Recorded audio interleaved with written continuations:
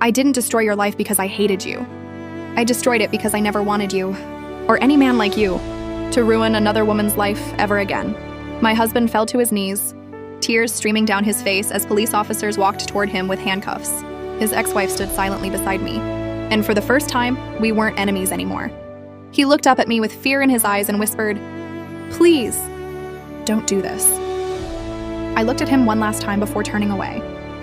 "This isn't revenge," I said calmly.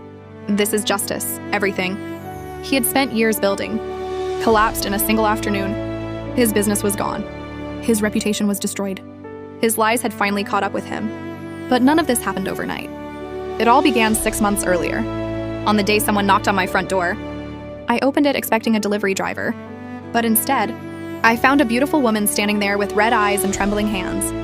She looked at me for a long moment before quietly asking, "Are you Emily, Daniel's wife?" I smiled politely and nodded, but the moment I said yes, tears rolled down her face. She handed me a small envelope and whispered, "I'm sorry. You deserve to know the truth." Before I could ask a single question, she turned around and walked away. My heart started racing. I looked down at the envelope. My husband's name was written across it in handwriting I had never seen before. I slowly walked back inside, locked the front door, and sat alone on the couch. My hands were shaking so badly I could barely open it. Inside were photographs. The first picture showed Daniel hugging the same woman outside a beach house. The second showed them celebrating Christmas together. The third almost stopped my heart. Daniel was kissing her while wearing the exact wedding ring he had promised. It would belong only to me. I couldn't breathe. My mind refused to believe what my eyes were seeing. Then I noticed a folded letter hidden beneath the photographs. "If you're reading this," it began, "it means he lied to you the same way he lied to me." My entire body went numb. Every happy memory suddenly felt fake. Every promise he had ever made echoed inside my head like another lie. I heard the sound of a car pulling into the driveway. Daniel was home. I quickly placed everything back into the envelope. Just as I heard his keys turning in the front door. He walked inside with his usual smile, leaned forward to kiss my forehead, and asked, "How was your day, sweetheart?" I forced myself to smile, because at that exact moment, I made the most important decision of my life. I wasn't going to confront him, not yet. I was going to let him believe I knew nothing, until the day I took everything he had stolen from every woman he had ever betrayed. That night, I acted like nothing had happened. I smiled while serving dinner. I laughed at his terrible jokes. I even kissed him goodnight. But inside, the woman who had loved him was already gone. A new version of me was quietly being born. Daniel had no idea that every smile I gave him was hiding a plan that would eventually destroy every lie he had ever told. The next morning, he left for work as usual, kissed my forehead and said, "I love you." I looked into his eyes and replied, "I love you too." The words tasted like poison. The moment his car disappeared down the street, I grabbed the envelope and dialed the phone, number written at the bottom of the letter. My hands were shaking. After 3 rings, the same woman answered. Neither of us spoke for several seconds. Finally, she whispered, "I knew you'd call." We met that afternoon at a quiet coffee shop across town. She introduced herself as Olivia. Her eyes were tired, but they carried the same pain I had been feeling since opening that envelope. She pulled out more photographs, bank statements, hotel receipts, and even copies of messages Daniel had sent her. My heart broke with every page I turned. "How long?" I asked quietly. Olivia looked down at her coffee before answering. "Almost 4 years. My world collapsed. Daniel and I had been married for only 3 years. That meant he had been lying before I even became his wife." Tears filled my eyes, but I refused to let them fall. Olivia reached across the table and gently held my hand. "I blamed you at first," she admitted. "I thought you stole him from me. Then I discovered he was lying to both of us." I looked at her and realized we weren't enemies. We were 2 women trapped in the same nightmare. That's when an idea crossed my mind. I leaned forward and asked the question that changed everything. "If I expose him, will you help me?" Olivia didn't answer immediately. She slowly smiled through her tears and nodded. "I've been waiting for someone brave enough to ask." From that moment, we stopped being victims. We became partners. Over the following weeks, we secretly collected everything. Hidden bank accounts, fake business contracts, secret apartments, voice recordings, security footage. Every lie Daniel had ever told was slowly turning into evidence. He continued living his perfect double life, completely unaware that every move he made was bringing him closer to his downfall. Then one evening, while Daniel was taking a shower, his phone lit up on the bedside table. A new message appeared on the screen. "I miss you already. Same hotel tomorrow?" My heart didn't break this time. Instead, I smiled, because for the first time, Daniel had made a mistake that even he wouldn't be able to explain away. And I knew his empire had just begun to fall. I picked up Daniel's phone just long enough to read the message before placing it exactly where it had been. My heart wasn't racing anymore. The pain had turned into focus. I quietly memorized the hotel name mentioned in the conversation and smiled to myself. Daniel walked out of the bathroom drying his hair with a towel, completely unaware that his perfect life had already started falling apart. He wrapped his arms around me from behind and softly asked, "What are you smiling about?" I turned around, kissed his cheek, and replied, "I was just thinking about how lucky I am." He smiled proudly, believing every word. That night after he fell asleep, I sent Olivia one short message. "Tomorrow, the hotel. Be ready," she replied almost instantly. "I'll be there." The next afternoon, Daniel called me from work. "Sweetheart, I have an important business meeting tonight. Don't wait for dinner," I almost laughed. "Of course," I answered sweetly. "Good luck." The moment he hung up, Olivia picked me up outside my house. Neither of us spoke during the drive. We didn't need to. We both knew this was the beginning of the end. We parked across the street from the luxury hotel and watched Daniel walk inside carrying flowers. The same man who had forgotten our anniversary just 2 weeks earlier suddenly remembered how to be romantic. Olivia quietly started recording with her phone. 20 minutes later, another woman arrived. She wasn't Olivia. She wasn't me. She was someone neither of us had ever seen before. Daniel hugged her tightly before leading her inside. Olivia looked at me in complete shock. "There's another one," she whispered. My stomach dropped. We had both believed there were only 2 victims. We were wrong. Daniel wasn't living a double life. He was living several. Over the next few days, we followed him carefully.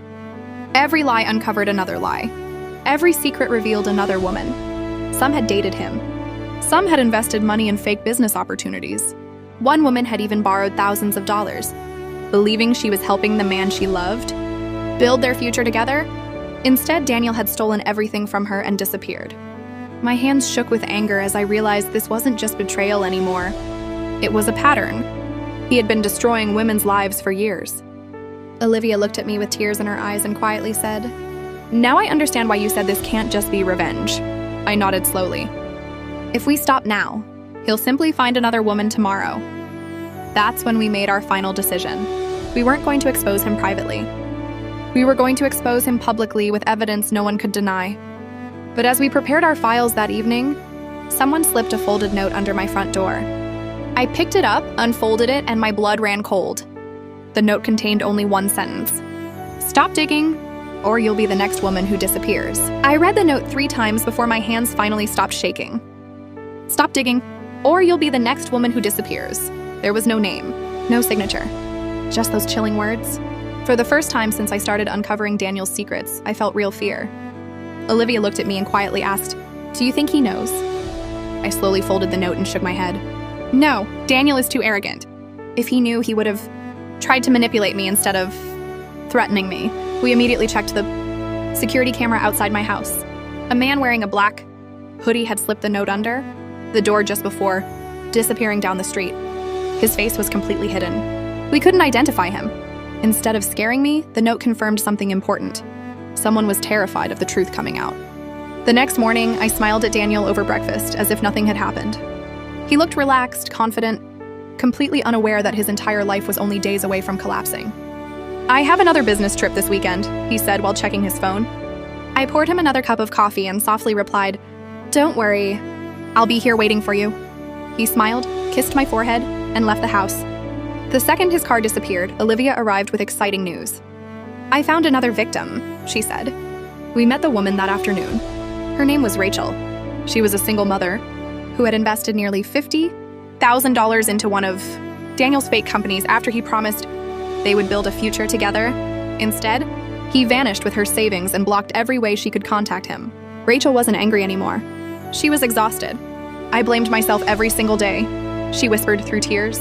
I reached across the table and held her hand. You weren't the problem, I told her. He was. Olivia looked at both of us and quietly said, how many more women are out there? None of us had an answer. Over the following week, our small group grew larger.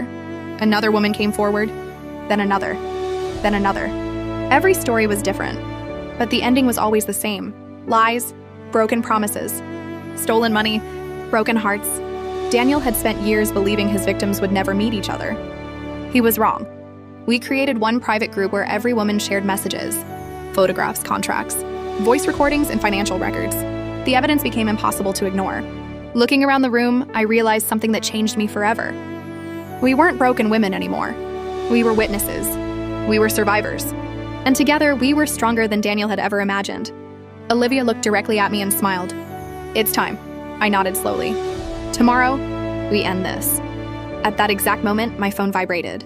A message from Daniel appeared on the screen. I have a surprise for you tomorrow evening. Dress beautifully. Everyone's gonna be there. I stared at the message for several seconds before smiling to myself. Perfect, I whispered. Because I have a surprise for you too. The next evening, I stood in front of the mirror wearing the elegant black dress Daniel had bought me for our anniversary. He smiled proudly when he saw me. You look beautiful, he said. I smiled back and replied, thank you. Tonight is going to be unforgettable. He had no idea how true those words were. We arrived at the luxury hotel where dozens of investors, business partners, friends, and reporters had gathered for the grand celebration of his company's newest project. Daniel loved attention. He loved being admired. He believed everyone in that room respected him. As he walked onto the stage, the audience applauded. He adjusted his expensive suit and confidently began his speech. Success, he said with a smile, is built on honesty, loyalty, and trust. I almost laughed. Olivia squeezed my hand from across the room. Rachel stood beside her. Then I looked around and saw every woman Daniel had ever lied to quietly taking their seats. One by one, they had all accepted my invitation. Daniel continued speaking, completely unaware that his perfect world was seconds away from collapsing. When he finished, the audience applauded again. He smiled proudly and raised his glass. Before we celebrate, I said loudly as I stepped onto the stage, I'd like everyone to watch something. Daniel looked confused. Emily, what are you doing?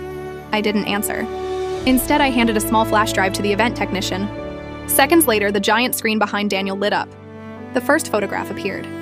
Daniel hugging Olivia, then another. Daniel kissing another woman. Hotel security footage. Bank transfers. Voice recordings. Text messages promising love to different women on the very same day. The room became completely silent. Every smile disappeared. Daniel's face turned white. Turn it off, he shouted, rushing toward the screen. But it was too late. Another recording began playing through the speakers. It was Daniel's own voice laughing with a friend. Women are easy. Tell them what they want to hear, and they'll give you everything. Gasps echoed across the ballroom. Investors slowly stepped away from him. His business partners stared in disbelief. Reporters immediately raised their cameras. Daniel desperately turned toward me. Emily, please, let me explain. I calmly looked into his eyes and shook my head. You had years to tell the truth. Olivia stepped onto the stage beside me. Then Rachel. Then every other woman he had deceived. Daniel looked around in complete panic. There was nowhere left to hide. His perfect image had shattered in front of everyone who once admired him. At that moment, police officers entered the ballroom carrying arrest warrants for fraud, financial crimes, and multiple counts of deception supported by the evidence we had provided. Daniel slowly fell to his knees as the lead officer placed handcuffs around his wrists. Tears rolled down his face as he whispered, Emily, please don't leave me. I looked at him calmly and took one slow step forward. I didn't do this because I hated you, I said. I did this because I never wanted you, or anyone like you, to destroy another woman's life ever again. The entire ballroom fell silent as the officers led him toward the exit. But my story wasn't over yet. One final truth still remained, and it would change everything. The ballroom remained silent as Daniel was led away in handcuffs. Every person who had once applauded him now looked at him with disappointment instead of admiration. Flash cameras lit up the room while reporters rushed toward the exit, chasing the biggest story of the year. Daniel suddenly stopped walking and turned back toward me one last time. Tears filled his eyes as he whispered, Emily, I loved you. I looked at him without anger, without tears, without regret. No, I answered calmly. You loved control. You loved lies. You loved having someone to manipulate, but you never loved me, Daniel. Lowered his head as the officers escorted him outside. The ballroom doors closed behind him, and for the first time in years, I felt completely free. Olivia quietly walked over and hugged me. Rachel smiled through her tears, and one by one, every woman who had suffered because of Daniel stood beside me. We were strangers once, but now we were survivors. A reporter approached me and asked the question everyone wanted answered. Did you do this for revenge? I smiled gently and shook my head. No, I replied. Revenge would have ended the day he was arrested. What I wanted was justice. I wanted to make sure no other woman would ever have to experience what we did. The next morning, every major news outlet covered Daniel's arrest. More victims came forward. The investigation uncovered years of financial fraud, fake investment schemes, and emotional manipulation. His company collapsed within days. Investors withdrew their support. His luxury home was seized. His expensive cars were sold to repay victims. Everything he had built through lies disappeared. Several weeks later, I received a letter from the court confirming that every victim would receive compensation from the recovered assets. Olivia looked at me with tears in her eyes and softly said, "We finally got our lives back." I smiled. "No," I answered. "We didn't get our old lives back. We built better ones." Months passed. I started a small organization that helped women recognize emotional manipulation and financial scams before it was too late. Olivia joined me, Rachel became our financial advisor, and together we turned our pain into hope for others. Then one quiet afternoon, I received one final letter from Daniel. Inside was a single handwritten sentence. "If I could go back, I'd choose you over every lie." I folded the letter, placed it back into the envelope, and quietly dropped it into the fireplace. I watched the flames consume every word without saying a single sentence. Some apologies arrived too late to change anything. I stepped outside into the warm sunlight, took a deep breath, and smiled as I looked toward the future. The greatest revenge was never destroying the man who betrayed me. The greatest revenge was proving that he failed to destroy me. And if my story saves even one woman from trusting the wrong person,